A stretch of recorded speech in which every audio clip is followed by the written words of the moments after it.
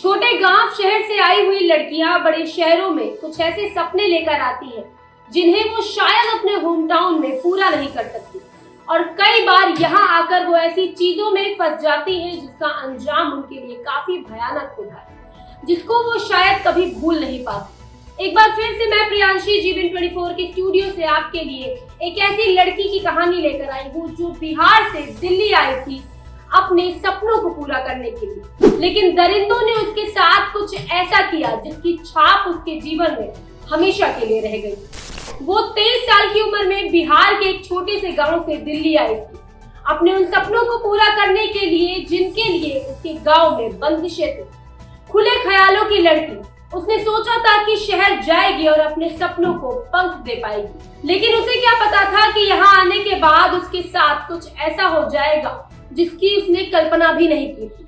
वो दिल्ली में सरकारी नौकरी की तैयारी करने के इरादे से आई थी और साथ ही अपना खर्च चलाने के लिए उसने सोचा कि वो किसी कंपनी में रिसेप्शनिस्ट का काम करके अपना गुजारा कर लेगी। इस इरादे से वो दिल्ली के लक्ष्मी नगर इलाके में रहने लगी, जहां उसकी दोस्ती कुछ लड़कियों से हुई जिनके जरिए उसे कॉल सेंटर कंपनी में जॉब मिल गई, जिसके बाद उसका खर्च अच्छे से चलने लगा और रिसेप्शनिस्ट बनने का इरादा उसने कहीं पीछे छोड़ दिया और काम करने लगी। लेकिन काम करने के चलते वो पढ़ाई पर ध्यान नहीं दे पा रही थी और उसे समय नहीं मिल पा रहा था, जिसे लेकर वो टेंशन में रहने लगी और टेंशन से छुटकारा पाने के लिए उसने अपना ध्यान भटकाना शुरू कर दिया। अपने अकेलेपन और टेंशन को दूर करने के लिए उस लड़की ने इंस्टाग्राम और फेसबुक पर समय बिताना शुरू कर दिया, जहां उसने देखा कि एक लड़का उसके पोस्ट पर लाइक और कमेंट करता रहता था। उसने सोचा कि क्यों ना इस लड़के की प्रोफाइल को स्टॉक किया जाए। जब उसने लड़के की आईडी खोली तो उसे वो लड़का काफी हैंडसम और स्मार्ट लगा, जिसके बाद उसने भी उसके पोस्ट पर रिएक्ट किया, जिसके बाद से ही दोनों की चैट होने लगी और लड़के ने उसे अपनी दोस्ती बढ़ाने का इरादा जताया। लड़की ने अपनी सभी परेशानियों को उससे शेयर किया तो उसने उसे समझाया और धीरे धीरे भरोसा जतलाना शुरू कर दिया। उस लड़के ने कहा कि टेंशन मत लो, क्लबिंग करो, तब पता चलेगा कि आखिर जिंदगी क्या होती है। वो कभी क्लब नहीं गई थी, उसका मन जरूर था लेकिन बस साथ की कमी थी, लेकिन अब उसे वो साथ भी मिल गया था। कई महीनों के चैट के बाद वो उसके साथ क्लब गई। वहां पर उस लड़के ने उस लड़की का भरोसा जीता और सेफली उसे घर तक ड्रॉप किया, जिसके बाद उसका विश्वास और पक्का हो गया।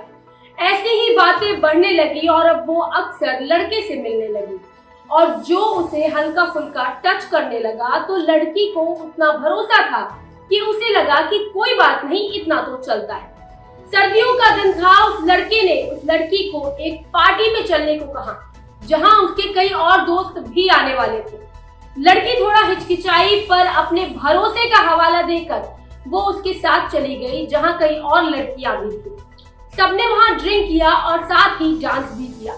थोड़ी देर बाद लड़की को नींद सी आने लगी, या यूं कहें कि नशे में वो जाने लगी, जिसके बाद जब वो सुबह उठी तो उसके होश ही उड़ गए। उसने देखा कि वो बिस्तर पर पड़ी है और उसके कपड़े बदले हुए हैं। पूरे शरीर में दर्द था और प्राइवेट पार्ट में भी बहुत दर्द हो रहा था। इसके बाद उसने अपने उस दोस्त को जोर से आवाज लगाकर पुकारा, पर जवाब न मिलने पर दर्द के साथ उठकर बाहर आई तो उसने देखा कि पूरे फार्म हाउस पर कोई नहीं है। मिली तो सिर्फ एक लड़की जिसकी भी हालत उसी की तरह थी। उसने अपने दोस्त को कॉल किया तो नंबर बंद आ रहा था। दोनों लड़कियां समझ गई कि ये सिर्फ एक या दो नहीं बल्कि पूरी की पूरी गैंग है, जिसका काम बाहर से छोटे शहर से आई हुई लड़कियों को टारगेट करके उनके साथ ऐसे काम करना था। वो लड़की तो इस हादसे को कभी नहीं भुला पाएगी, लेकिन ये कहानी उन सभी लड़कियों के लिए एक सबक है जो बाहर से आकर किसी दूसरे शहर में बसती है और ऐसी दरिंदगी का शिकार बनती है।